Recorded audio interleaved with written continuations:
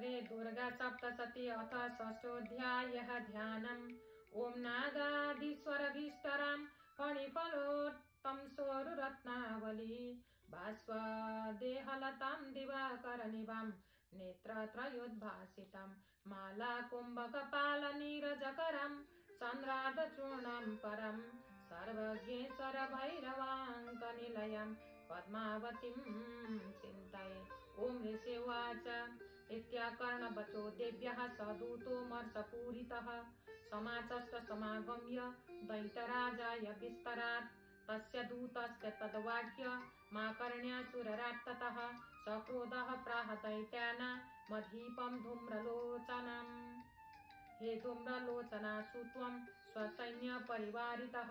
तामानय बलाद्दुष्टं केशाकर्षणव्यूहलाम् तत्परे त्राणद कश्चित् यदि वोत्तिष्ठते परः स हन्तव्यो वापि यक्षो गन्धर्व एव वा। ऋषि उवाच तेनाज्ञप्तस्ततः शीघ्रं स दैत्यो धूम्रलोचनः वृत्तसख्यसहस्राणां मसूराणां द्रुतं ययो स दृष्ट्वा तां ततो देवीं तुहिनाचलसंस्थितां जगादोच्चै प्रयाहीति मूलं शुम्भ निशुम्भयोः न चेत् प्रीत्याद्य भवति मद्भर्तारमुपैष्यति ततो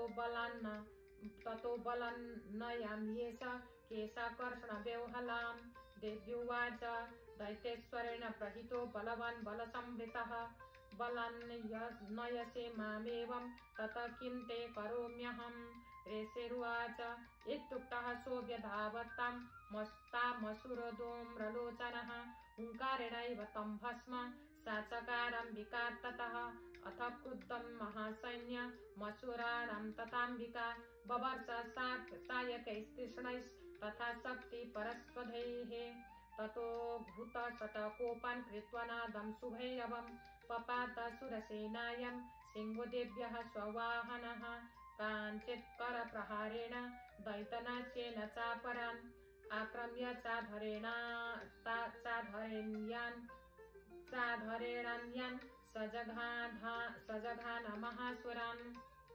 केषाञ्चित् पाटयामास नखैकोष्ठानि केसरे तथा तलप्रहारेण शिरांसि कृतवान् पृथक् विच्छिन्न बाहु शिरसा कृतास्तेन तथा परे पपौ च रुधिरं कोष्ठात् अन्येषां दूतकेसरः क्षणेन तत्फलं सर्वं क्षयं नीतं महात्मना तेन केसरेण देव्या वाहनेनातिकोऽपि न श्रुत्वा तमसुरं देव्या निहतं धूम्रलोचनं बलं च चैतं कृत्स्नं देवी केसरिणा ततः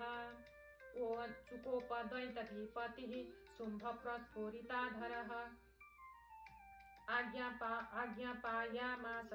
आज्ञापयामास च तौ चण्डमुण्डौ महासुरौ हे चण्ड हे मुण्ड बलिर्बहुभिः परिवारितौ तत्र गच्छत गत्वा च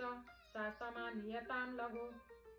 केशे स्वात्रिशबद्ध्वा वा यदि वः संशयो युधे तदा शेषायुधे सर्वैरसुरैर्विनिहन्यताम् तस्यां हतायं दुष्टायं सिंहे च विनिपातिते शीघ्रमागम्यतां बद्ध्वा गृहीत्वा तामथाम्बिकाम्। श्री मार्कण्डेय पुराणे श्रावणिके मन्वन्तरे देवी महात्म्ये शुम्भ निशुम्भ सेनानी धूम्रलोचना वधो नाम षष्ठोऽध्यायः। दुर्गा सप्तशती अथ सप्तमोऽध्यायः ध्यानम्। ॐ ध्यायेयं रत्नपीठे आशुककलपठितं शृण्वतीं श्यामलाङ्गीं न्यस्तैकाङ्ग्रीं सरोजै शशिशकलधरां पल्कलीं वादयन्तीं कल्हाराबद्धमालां नियमितविलसत् चोलिकं रत्नवस्त्रं मातङ्गीं शङ्खपात्रं मधुरमधुमतं चित्रकुदभासिलाभाम्। ॐ ऋषिरुवाच आज्ञप्तास्ते ततो दैत्यश्चण्डमुण्डपुरोगमः चतुरङ्गबलोपेता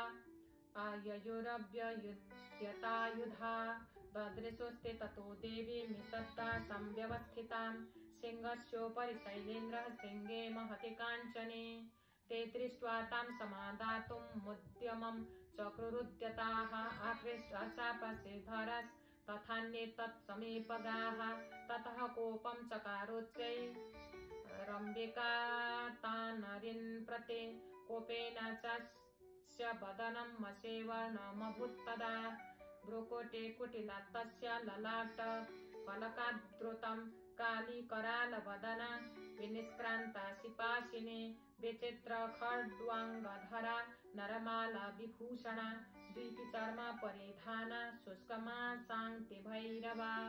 अति विस्तारवदना जिह्वाललन भीषणा निमग्न रक्तनयना नादपूरे तदिङ्मुखा सा वेगेन भिपतिता घातयन्ते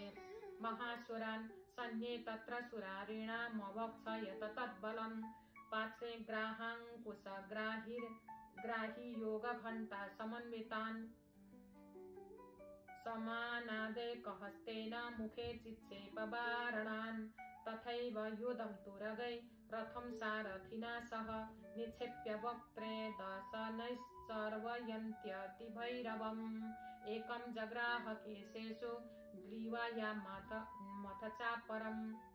पादेन क्रम्य चैवान्य मुरसान्यमपूथयत तैमुक्तानि च शास्त्राणि महस्त्राणि तथासुरै मुखेन जग्रहारुषा दर्शनैर्मथितान्यपि बलीनां तत्बलं सर्वं मसुराणां दुरात्मनां ममरदा भक्षया चान्यन्नन्यच्चाताडयत्तथा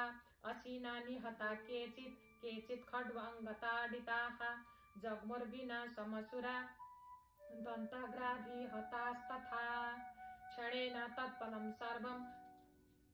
मसुराणां निपातितं दृष्ट्वा चण्डो विदुद्राव तां कालीमतिभीषणां सरवर्षैर्महाभीमैर्भीमाक्षि तां महासुरः साधयामास चक्रैश्च मुण्डः क्षिप्तैः सहस्रशः तानि चक्राण्यनेकानि विषमानानि तन्मुखं बभुर्यथार्कबिम्बानि सुबहूनि घनोदरं तत्तो जहासतिरुषा भीमं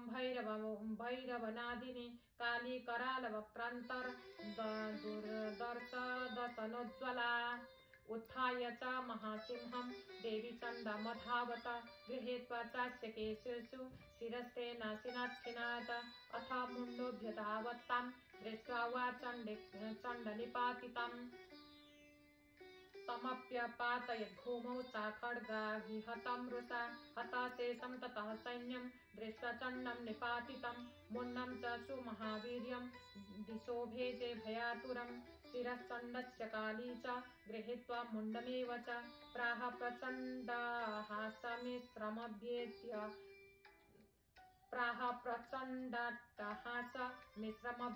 चण्डिकां मया तवात्र प्रहितौ